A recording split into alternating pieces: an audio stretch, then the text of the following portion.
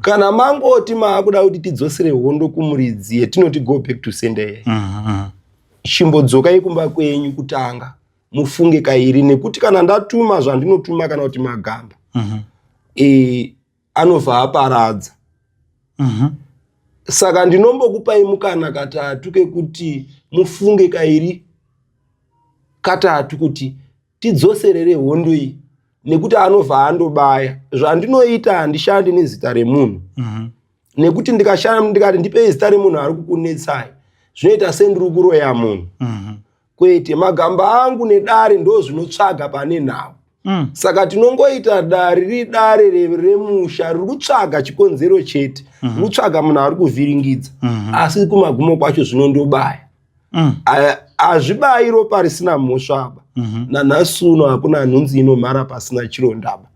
Ukatoona zvaenda zvabaya ziva kuti kune mhaka chikonzero. Tikangopa bedzi banga kuti aiwa enda kwawakaurayiwa ikoko. Asi anotombosvika achibaya. Mozogadzisa nawo atombobaya. Hakusi kutsividzaba. Mukanyarara masondo mairi kana kuti matatu. Munogona kunzwa kuti mwana atsva negasi futi. Mwana avhura gasi rapisa imba.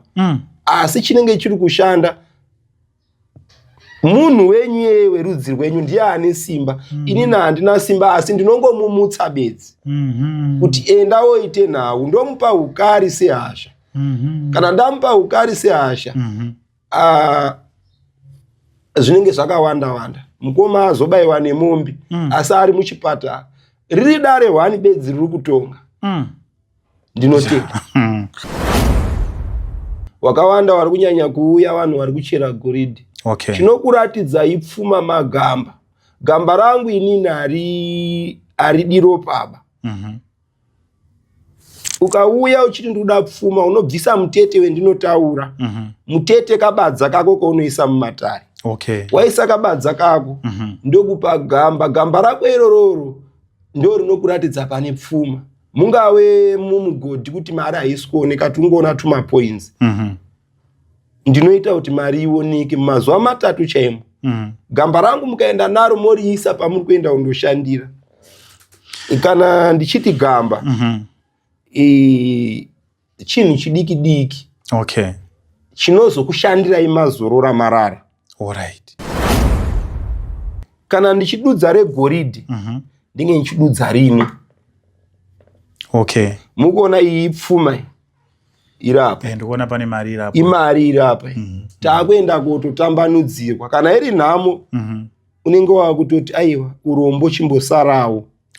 Nanhasi ndiri kuda anoti ndiri kudzungaira. Mukuona rudzi rwenhundurwa. Ipfuma yepasi. Saka rinotambanudza. Chakanaka chobarwa. Kozoitawo vanenge vari mumabhizimusi kungokupa gamba bedzi. Kana pari pasitoro vanhu vachatenga kunge vanhu vachafa. Vachitsikirirana asi wautsvaga shuga ingoriwo panext. Saka chinodaidza chaunga chevanhu nemudano kumazuva eropa rewapera. Koita gamba rehondo rekubirwa. Iri gamba rekubirwa saka mukuona rine ropa. Ukaba zvinhu zvemunhu. Ukaba zvinhu zvemunhu. Munhu ouya kumatare ndomupa gamba iri kuti rindomushandire. Utanga kuona matambudziko ukanonoka. Rinokudeura. Rinodeura mbavha. Kana usina kuuya uzoripaba. Handidi mazuva matatu pakubata mbavha meni. Muswere wawauya iwowo. Muswere wawauya kuna uchema kuti mitududu iri kubiwa. Ngoro dzemoto dziri kubiwa. Handizviti ndine simbaba. Asi panonzi sekuru chiva kana kuti panonzi mautu kana kuti magamba ewachibhiyana. Aiwa ndiri kumbosadzikisa nekutekaidza randakatumwa. Kana wakasunga kuti Grace uyu ndoda kuwanaye kusvika ndaenda uzororoka. Watopikaka. Ndaakutongoti badzi. Nengo yacho iyoyo imirire Grace nekuti wakapikaka iwewe. Kune vanonetseka futi kuti mudzimai akabva azotonditisa. Ndakadzidzisa mudzimai inini asi akazondisiya nekuti anga akuona ndisiri wezera rake kana kuti welevel yake. Ndinogadzira Kune vamwe vari mukati meusungwa vasina zvawakaparaba. Handisi gweta apa, asi ndiri gweta. Washibhiyana chii, washibhiyana igweta. Vari vatauri kune vanotaura, vatongi kuvatongi. Mbiri yematare ichazokusunungurai. Kune vanonenererwa zvisati zvaenda kureba unonzwa kuti idzi dzasimuka idzi. Manya kumatare. Kuna vari mukati meusungwa chokwadi vasina dzavakaparaba. Pedza 20 makarenda asina chaakaparaba. Nhau iyeyo inogezwa. Wazukuru wangu, chandinokuudzai, upenyu hunofambirwa.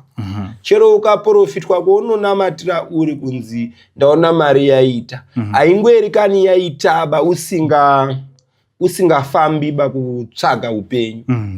Chero iye musika vanhu kune vanoenda kumapfugamo unototi ugofe gofe bedzi kuti zvisvike. Saka upenyu hunofambirwa. Vari mumabhizimusi, chitoro ichi chocho chinofambirwa. Nekuti ari padivi pako ari kufamba iwe uri wega wega. Tichkach MTV inokupa nyaya dzakasiyana-siyana dzinoitika mumatunhu atigere neakatikomberedza, dzinotyisa, dzinofundutsa, dzinokatyamadza pamwe chete nedzinosetsa. Kuti musarasikirwe nenyaya idzi, munoenda paYouTube channel yedu Tichkach MTV, mondo subscribe ipapo, musakanganwe kulaika pamwe chete nekushare, musazokoshiwe kupfanya kabhatani ako ndokabheroka kuitira patinokanda chinopisa munoyeuchidzwa. Tichkach MTV tinodzifambira. Right, muri yeZimbabwe makadiko kumati mane nyika kwese kwa muri zita ndinonzi DJ T1. Tiri pano pa Tichkach MTV apo patinobata nyaya dzakasiyana-siyana dzinoitika mumatunhu atigere pamwe chete neakatikomberedza. So hanzi musha usingasvike vaeni, musha wakaita sei iwoyo. Nhasi kutaura kwandiri kuita ndatsikwa nevaenzi vandinawo muno. Vamwe vanogona kushamisika kuti ko zvabira seko chachiko chatiri kuona. No, tine vaenzi vatadainza muno vatikuda kuti timbonzwe tiri pamwe chete nemi tichibatsirana kuti zvakamira sei. So sekuru ndokuchingamizai makadi. Ndinotenda. Wakadi muzukuru wedare. Aiwa, ndinofara sekuru. So muri yeZimbabwe iri kukuona nhasi, vari kuda kuziva kuti munhu wandiri kutaura naye nhasi ndiani? Mungatiudzawo zita renyu. Maita enyu ndinonzi Sekuru Chiwa. Sekuru Chiwa. Wakawanda vanondiziva kana kuti vanondinzwa. Alright. Sekuru Chiwa wanobva kupi? Ndinotenda. Ndinobva mukati menzvimbo yenyanga. Ndokwandinoraramira nekushandira zvese. Alright. Aiwa, ndinotenda sekuru. Right, tinokuchingamidzawo masvika kuno nhasi. Toda kuti muri yeZimbabwe izivo kuti Sekuru Chiwa, inini zvangu kusaidi kwangu ndinongonzwa nevanhu kuti Sekuru Chiwa ndozvimwe zvandipusha kuti ndikuti sekuru chimbosvika iwo kuno. Munyika mune vanhu vari kutambudzika, mune vanhu vane matambudziko akasiyana-siyana. Matambudziko amunobatsira sekuru akamira sei? Toti munhu auya kudare kwenyu zvakamira sei? Sekuru Chiwa wanoshanda sei? Waita hako mwanangu. Ndichatanga nemadzudzo achemedza wakawanda. Muri zhinji mukati medzimba umu hamuna rugareba. Asi zvemusina rugare chiri kudzudza nechiri kutambudza kumazuva evapenyu. Inhau yehurombwa. Wakawanda, misha yakawanda yabata-bata. Kana kuti ushereketwa uri mumisha yakawanda. Asi zvauri mumisha yakawanda, vamwe vari kubva vazosundirira wana. Wana vari kutambudzika nekuvaka dzimba. Wana vari kuteerwa nemhepo dzezvikwambu. Wana vari kuteerwa nemhepo dzevanhu vakafa. Wazukurukomana chaivo, wazukururume wazhinji vari mukati medzimba havasi kugona kana kuvaka chinganzi ibonde. Asi vanenge vatoriwaka nemhepo. Wakawanda, wazhinji wacho vanowana simba kunze, vanogona kuvakira bonde kunze. Asi wakati wamukati memba nemudzimai, simba harisi simoba. Pane chinenge chichichengera kuti iwe uri murandarume wangu, haufani kuwakaba. Inhau yanetsa wakawanda. Wazhinji wacho vanovaka zvichiparara, vachiwaka zvichiparara. Mhepo mweya wechikwambu kana richibata kumurandarume rinonzi gwambokadzi. Okay. Mweya wehushereketwa wemunhu wemurudzi anenge akaenda kwaakaenda akabata zvaakabata, asi zvakanzi zvinozodawo murume. Saka wakawanda vari kupedzwa simba chairo rekuwaka bonde vanhu hawana nenhau yehurombwa hunenge hwakabatwa kubudikidza nemarudzi akasiyana siyana atakabva. Okay. Saka ipapo ndinogona kutakura nhau iyoyo ichindoguma. Okay. Mhepo angave munhu akafa anogona kuteera achitoti iwe uri murandarume wangu wotanga ushayiwa simba rekuwaka bonde, nekuti patingati imba kuwaka chinganzi ibonde. Kana watadza waka bonde hapana chinonzi imba. Saka nhasi uno kune vari kuchema negwambokadzi, kune vari kuchema negwambokono. Ndiri kuda matare iyayo, handizvitutumadzi, handina chandinoziva. Asi nhasi uno vanoda kutakurirwa nhau dzakamira seidzodzo, ndinotakura matare akadaro. Ipotsi. Rinogona kunge risiri gwambokadzi kana gwambokono, asi mumusha munogona kunge makatopondwa kana munhu mune ngozi. Munhu iyeye anoda murandakadzi kana kuti murandarume. Saka ukangosundirirwa mhepo iyoyoyo, zvinotangira pakuwaka bonde, unogona kutadza kana ungoita hasha kuitira hasha munhu uri kugarisana naye. Kune varandakadzi vanorova varume zvisingaiti. Anenge asiri murandakadzi ba, anenge atori murume wokugara naye. Saka mhepo iyoyo ndinoibvisa kuti usari uchigara nemukadzi wako, kwete kugara nemurume akasopondwa anogara apa achiita hasha achizokurova. Alright. Aiwa, tinotenda sekuru nekutsanangura kwakanaka. So kune mamwe matambudziko sekuru akafanana nehurwere hwekuti pamwe zvichida munhu asi kunzwa zvakanaka panyama yake. Toziva kuti kune zvirwere zvakasiyana siyana kunze uku. Maita henyu, inini ndinoshanda nehurwere hune chiwanhu mukati. Alright. Kana ndatotaura kuti kana kuti mukati toda kuti tidzosere hondo kumuridzi, ndinotakura nhau iyoyo. Alright. Ndinogona kutumawo wandinotuma, kana kuti kupinda mudare chaiko ndoenda ndopiwa nhau yako usati waibvunzaba. Ndobva ndazokupa zanozivo ndichidudza chinganzi zambuko kumazuva evapenyu. Zanozivo rendinokupa kunzi goverwa mushonga wakati newakati newakati. Iwe uchinyora pasi, kana dare raita sekuti raenda raganuka, wozonditsanangurira panyama mishonga yawanzi upiwe, sejari inayo mishonga. Okay. Ndokugoera mishonga. Kana mangoti maakuda kuti tidzosere hondo kumuridzi yetinoti go back to sender, chimbodzokai kumba kwenyu kutanga mufunge kairi, nekuti kana ndatuma zvandinotuma kana kuti magamba anobva aparadza. Saka ndinombokupai mukana katatu kekuti mufunge kairi katatu kuti tidzoserere hondo iyi, nekuti anobva andobaya. Zvandinoita handishandi nezita remunhu, nekuti ndikati ndipei zita remunhu ari kukunetsai, zvinoita sendiri kuroya munhu. Kwete, magamba angu nedare ndo zvinotsvaga pane nhau. Saka tinongoita dare riri dare remusha riri kutsvaga chikonzero chete, riri kutsvaga munhu ari kuvhiringidza, asi kumagumo kwacho zvinondobaya. Hazvibayi ropa risina mhosvaba. Nanhasi uno hakuna nhunzi inomhara pasina chirondaba. Ukatoona zvaenda zvabaya, ziva kuti kune mhaka chikonzero. Saka ndinofamba newakashinga, handifambi nendondaba. Akandituma akanditi ndisafambe nendonda, kana kuti wakandisiyira nhau idzi wakagadza zvawagadza pandiri, wakati ndisafambe nendonda. Saka kana wati taakuda kuti shuwa munhu ari kutitambudza abude, zveshuwa anobva abuda. Pakashata. Alright. Aiwa, ndinotenda sekuru mukutsanangura kwenyu. Nezvandakaona hazvisi kupesana, zviri kundofamba zvakanaka. Ndizvozvo chaizvo, nekuda kwekuti zita renyu ndakarinzwa sekuru. Saka zvendenge ndiri kuda kuti ndinyatse kunzwisisa sekuru, panyaya dzemari tatombosiya matambudziko pamatambudziko apa mabata mukataura mukati imimi munobatsira matambudziko akafanana nechiwanhu. Ndinotenda. Chiwano ndo amunobata. Ngati chimbotarisei mpichana ndisati ndatiza ikoko kuchiwano. Kune vamwe vanenge vachida kuti kana kuti mufi akauraiwa. But munhu akafa zvisina kumira zvakanaka vanenge vanoda kumutsa kuti andorwise. Waita ako musukuru ndinotenda nekubvunza ndiwo matare acho pachiwano. Chinongodiwa pemakachengeta munhu ipapo ivhurepo. Okay. Nerudzi rwebakatwa rewashibhiana riripo iyi. Ndo retinongondodeketerera nevhu repaakachengetwa.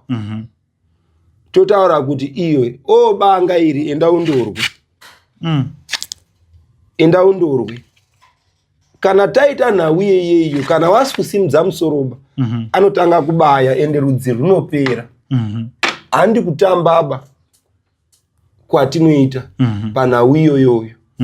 Kana ndati banga iri kana mangouya nevhu repachengetwa munhu wenyu muchizova bedzi kuti munhu uyu ambunyikidzwa, chandinoita kumatare kana mukati mematare dare rinokupa zvawafambira usati wazvibvunza. Rapedza rinokupa zanozivo chinganzi izambuko kana kuti dandudzo kuti tigone kundoyambuka. Washibhiana vanochengeta kana mafamba navo. Tikangopa bedzi mufi wenyu ari kutsipikwa nekuti kune vamwe vanodeura wobva watsipika futi. Munhu achitori mumba wanotsipika. Aiwa ndiri kumatakura matare iyayayo mhuri dzakawanda ndadzitakurira nhau idzodzo. Tikangopa bedzi banga kuti aiwa enda kwawakaurayiwa ikoko asi anotombosvika achibaya mozogadzisa nhau atombobaya. Hakusi kutsividzaba. Mukanyarara masondo mairi kana kuti matatu munogona kunzwa kuti mwana atsva negasi futi. Mwana avhura gasi rapisa imba.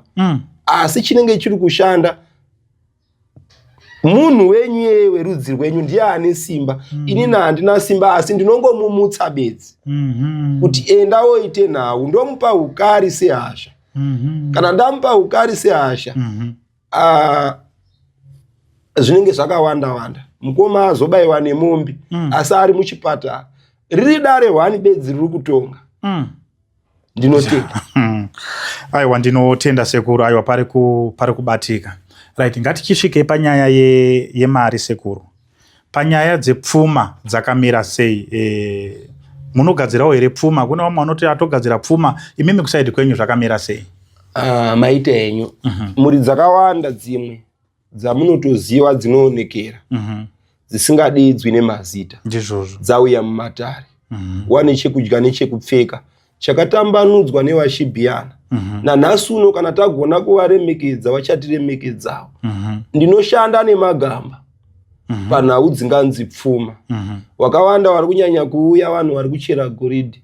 Chinokuratidza ipfuma magamba. Gamba rangu inini haridiro baba. Ukauya uchiti ndoda pfuma unobvisa mutete wendinotaura. Mutete kabadza kako kaunoisa mumatare. Waisa kabadza kako ndokupa gamba. Gamba rako irororo ndo rinokuratidza pane pfuma. Mungave mumugodhi kuti mari haisi kuoneka tungoona tumapoints. Ndinoita kuti mari ioneke mumazuva matatu chaimo. Gamba rangu mukaenda naro moriisa pamuri kuenda undoshandira. Kana ndichiti gamba chinhu chidiki diki chinozokushandirai mazorora marara. Ini newe tarara gamba rinoita basa raro richikusvitsai pane nhau. Magamba handina vanosiyana siyana. Kune zvemabhizimusi, kune zvemakereke vanoda kuvhura masangano. Kune kana nchiti zvemakereke regai ndibve ndaita sendinokuratidza. Iri gamba iri ndere makereke. Gamba iroro haritsvagi ropaba. Haridi ropaba asi zvaunoita kana ndakupa gamba wandipa mutete wangu ndokupa gamba kuti rindokushandire. Unosvika worigadzika mune hupfu. Rinenge richidya haro hupfu zvishoma nekure asi rinotsvaga cheuwiri kuti chiuye padhuze. Rinounza chaunga chevanhu kana zviri zvegoridhe aiwa rinokupai chakanaka mumazuva matatu tinenge taakufara. Muri ipapo sekuru, ibva manditsanangudzira kuti kana muchiti gamba muri kuzama kureva kuti ndinotenda mauto edare anondorwa hondo dzacho nekutsvaga zvamuri kuda. Okay. Kana ndichidudza regoridhe ndinge ndichidudza rino. Okay. Mukuona iyi pfuma irapa. Ndikuona pane mari irapa. Imari irapa. Taakuenda kutotambanudzirwa. Kana iri nhamo unenge wakutoti aiwa urombo chimbosarawo. Okay. Nanhasi ndiri kuda anoti ndiri kudzungaira. Mukuona rudzi rwenhundurwa ipfuma yepasi. Saka rinotambanudza. Chakanaka chobarwa. Kozoitawo vanenge vari mumabhizimusi kungokupa gamba bedzi. Kana pari pasitoro vanhu vachatenga kunge vanhu vachafa. Vachitsikirirana asi wautsvaga shuga ingoriwo panexta. Saka chinodaidza chaunga chevanhu nemudano kumazuva eropa rewapenyu. Ndoenda kune vanenge vachiti ndabirwa. Zvinhu zvangu ndabirwa. Zvemari izvi ndapfuura. Mari inogadzirwa kumatare mamwe magamba ese aya magamba. Asi anogara mupfu. Chisingangodiwi pamagamba angu usasangane nemunhu asiri mudzimai wakoba. Wodzoka wobata gamba rangu usina kugeza maoko ako nemunyu. Ukazviita izvozvo gamba rangu richakutiza. Taakunetsana. Kana rakutiza ndenge ndaakuda mari nekuti richazokonzeresa matambudziko. Koita gamba rehondo rekubirwa. Iri gamba rekubirwa saka mukuona rine ropa. Ukaba zvinhu zvemunhu munhu ouya kumatare ndomupa gamba iri kuti rindomushandire. Utanga kuona matambudziko kanonoka. Rinokudeura. Rinodeura mbavha. Kana usina kuuya uzoripaba. Handidi mazuva matatu pakubata mbavha meni. Muswere wawauya iwowo. Muswere wawauya kuna uchema kuti mitududu iri kubiwa. Ngoro dzemoto dziri kubiwa. Handizviti ndine simbaba. Asi panonzi sekuru chiva kana kuti panonzi mauto kana kuti magamba ewashibhiyana. Aiwa ndiri kumbosadzikisa nekutekaidza randakatumwa. Alright. Ayo, ndinotenda sekuru nekutsanangura kwakanaka. Saka tiri pamagamba ipapa pane rinoda ropa here? Hapana gamba rinoda ropa. Kana ndakupa gamba rangu nondorirongedza mukapu yako yeplastiki. Woriisa mukapu yeplastiki woisa upfu wako. Zvakatorongeka zvakadaro. Matukutuku emari anozadziswa kune mubato wako wemaoko. Hazvene kuti unotengesa madomasi. Kana kuti une ka-free market kana kutengesa mazai. Ndinobatsira munhu wese. Ko pane vamwe waya sekuru vanoti monaki yazozara mari, tazoona monaki ine mari. Munozviita here zviya? Kwete. Ndinogadzirira munhu mune zvauri kuita. Nyangwe zvakashoreka sei. Alright. Aiwa. Zviri kunzwika. Right. Ndiri kuona panapa sekuru mune tsvimbo yamuinayo iyo. Mungagone here kuti tsanangudzirwa zvishoma kuti tsvimbo yenyuyo ndikuona chimiro chacho handisati ndakamboiona. Mungagone kumboti tsanangudzirwa mbichana kuti zvinogona kududzira chii kana kuti inoshanda sei? Maita henyu kune wakawanda vari kutambudzika ndichatangira pekutanga. Kune wakawanda madzimai wane zviri pavari asi wasingaziviba. Angave mashawi ekumvura. Vanodedzwa vachinzi vasikana vekumvura. Waya vanopiwa vanoitirwa sadaka rehowe nemupunga. Nhau dzacho dzinofamba. Mukuona ihowe iri apa ihowe. Kana zviri pauri zvinotsvaga zvega asi zvinoda kugadzirwa. Zvikasagadzirwa bachero murandarume haugari naye ba. Unobuda dzimba 4, 5, 6 asi uchitoonekera utori munhu anoonekera. Saka zvoda kugadzirwa. Kana wagadzirwa aiwa chero vanokuonawo kuti aiwa vanoona kuti aiwa munhu. Unoonawo chero warandarume wakarongeka. Warandarume wane remangwana rakanaka. Hauoni marombeba. Saka wasikana wekumvura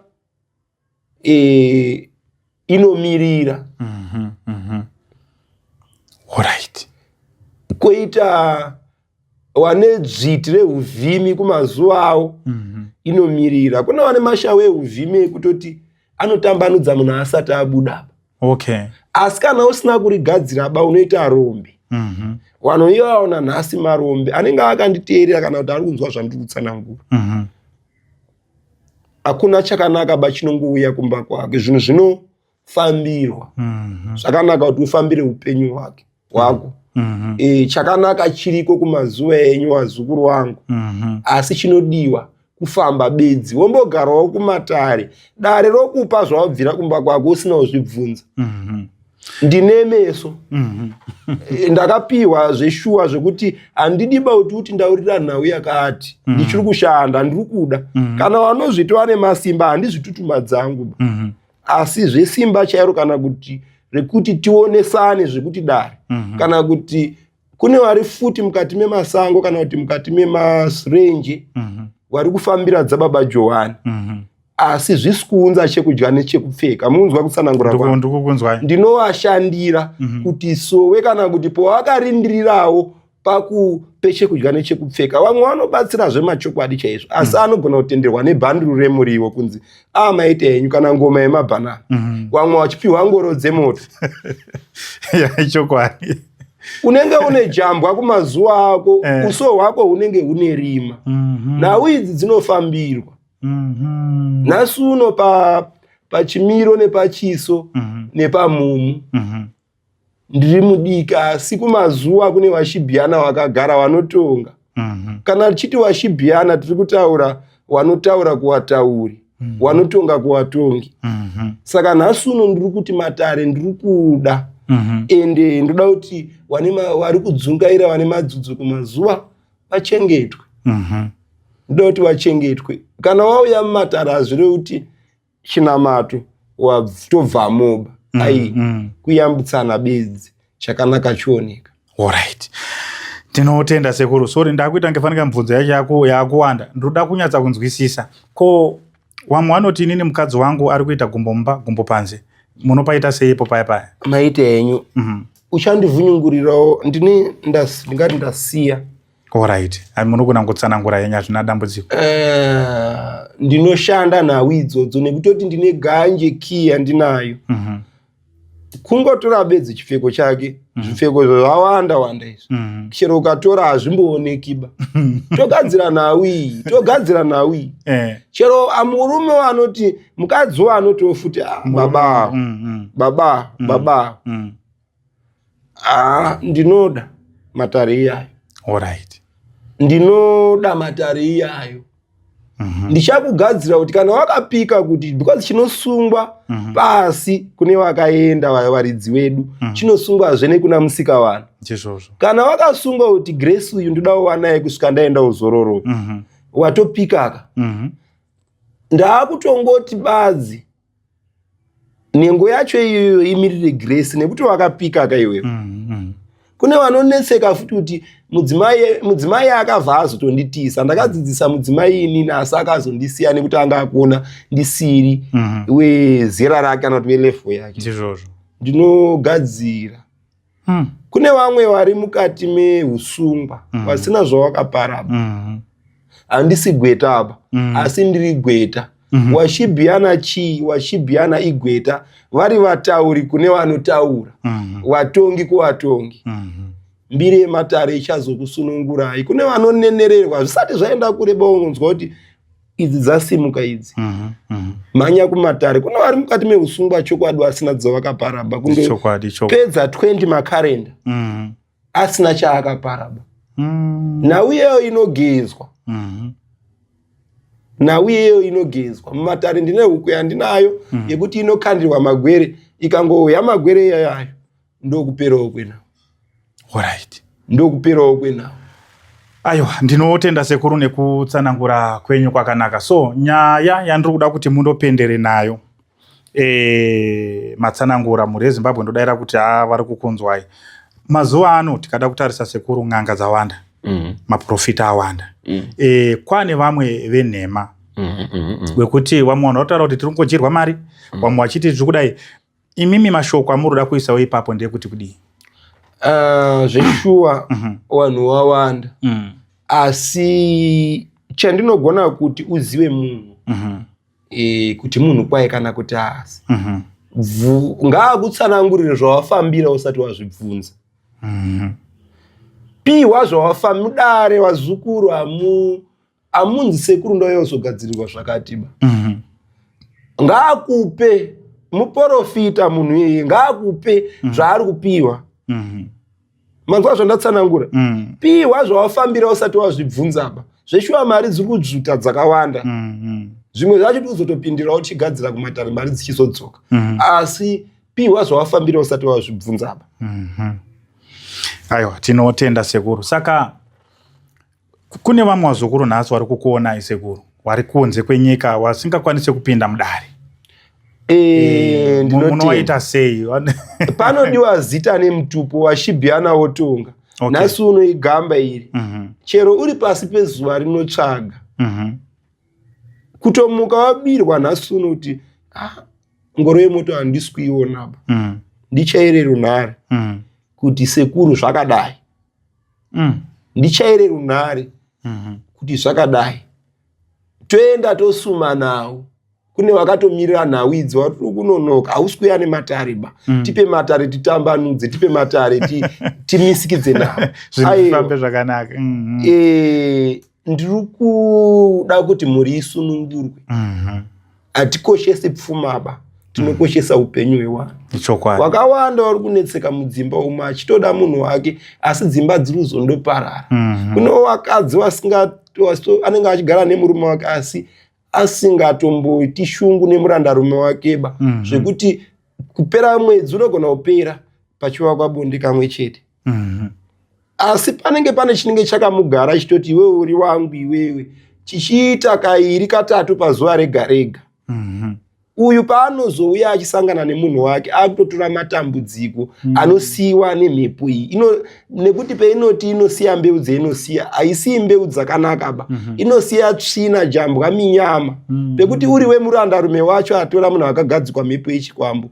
Unogara pauso hwako pane rima, jambwa, minyama, una chaunobata chinoendeka ba. Nekuti zvinoshandisa murandakadzi wako izvi pezvinosiya mbeu maari, iwe wozoendawo ipapo unenge uchitora mbeu idzodzo. Saka uso hwako unogara une rima, hauna mari yaunoita, hauna chaunomisikidza kana kutorohwa nevanhu kumabhawa. Aiwa, ndinotenda sekuru nehurukuro yataita. Tinodayira kuti mhuri yeZimbabwe iri kunzwa. So makasununguka here kuvasiyira phone number vanoda kuzokubatai, uye zvakare nhamba paskrini dzinenge dziripo, asi mukangodzitaura zvinogona kutiitira futi zvakanaka. Maita henyu ndichakupai dzemunomu. Pandinomboti zii ndinomboenda kuMalawi, kuLilongwe. Saka ndichadzisiya zvakare. Alright. Ndichadzisiya zvakare. Vanenge variwo kunana Lilongwe ikoko kukasiya Sandi, Blandaya, wanondibata pane dzeko. Ndinombonge hangu tiri kuno asi ndichangodzisiya dziri mbiri. Alright. Aiwa, hapana chakaipa sekuru, tinotenda. Saka tinongodzisa paskrini ipapa. Wazukuru venyu vanosangana nadzo ipapo. So mune mamwe ere mashoko ekugumisira sekuru tisati tabva panapa? Muda kuti wazukuru wenyu wangu vachiziva. Wazukuru wangu chandinokuudzai, upenyu hunofambirwa. Chero ukaprofitwa kwaunonamatira uri kunzi ndaona mari yaita, haingweri kani yaitaba usingafambi kutsvaga upenyu. Chero iye musikavanhu kune vanoenda kumapfugamo unototi ugofe bedzi kuti zvisvike. Saka upenyu hunofambirwa. Wari mumabhizimusi, chitoro ichocho chinofambirwa. Nekuti ari padivi pako ari kufamba, iwe uri wega wega. Saka hazvibudi zvakanaka ba. Ndichakusiyirai namba dzenhare. Kana ndiri mukati menyika yeZimbabwe ndinge ndingori mukati memusha wangu kunyanga. Hakuna vamwe sekuru, nekuti wakawanda vari kushandisa zita rangu. Wachiita zvavari kuita, wachiti tisu sekuru Chiwa. Asi wasiriwoba. Ndichasiya namba dzenhare dzinoti dzebhadhi dzemuno. 07 83 924 180. Alright. Aiwa, tinotenda sekuru. Ndichakupai Airtel dzekuMalawi. Alright. Plus 265 98 90 60 50. Alright. Ndidzo namba dzenhare dzekulilongwe. Alright, aiwa tinotenda sekuru nekutsanangura kwakanaka nekutishanyira zuva ranhasi. So thank you very much muri yeZimbabwe, tinokutendai nekuteerera chirongwa chetenge tiinacho. Kazhinji kacho inini ndinenge ndichida kuti ndisaite zvekunzwa nevanhu, ndinenge ndichida kunyatsa one on one tichionesana kuzoitira mangwana kuti sekuru zvamaitaura zviya ko apa. Saka tati sekuru huyai tionane. Saka so thank you very much muri yeZimbabwe. Dambudziko hachisi chikafu chekuti unochengeta mumba, dambudziko nderekuenda naro kune vanhu vanokwanisa kunge vachibatsira. Ndosaka tauya nasekuru Chihwa kubva kuNyanga kuti watitsanangudzira kuti vanobatsirawo sei. So watsanangura mashandiro avanoita, saka makasununguka kuenda kuNyanga mopinda mudare rasekuru wokubatsirai. Ndofunga manzwa kuti midzimu wanomutsa, wane vanhu wakafa zvisina kunzwisika, wanomutsa munhu achindorwisa kusvika zvinhu zvaita zvakanaka. So thank you very much muri yeZimbabwe, ndokutendai. Kana kari kekutanga kusvika pano paTichkach MTV, musakanganwe kusiya masubscriber YouTube channel yenyu, uye zvakare musakanganwe kufollowa Facebook page yenyu yakanzi Tichkach MTV. So thank you very much muri yeZimbabwe, tinokutendai mazvita. Ngatisangane zvakare muzvikamu zvinotevera. Tichkach MTV inokupai nyaya dzakasiyana-siyana dzinoitika mumatunhu atigere neakatikomberedza, dzinotyisa, dzinofundutsa, dzinokatyamadza pamwe chete nedzinosetsa. Kuti musarasikirwe nenyaya idzi, munoenda paYouTube channel yedu Tichkach MTV, mondo subscribe ipapo. Musakanganwe kulaika pamwe chete nekushare. Musazokoshiwe kupfanya kabhatani ako ndokabheroka kuitira patinokanda chinopisa munoyeuchidzwa. Tichkach MTV tinodzifamira.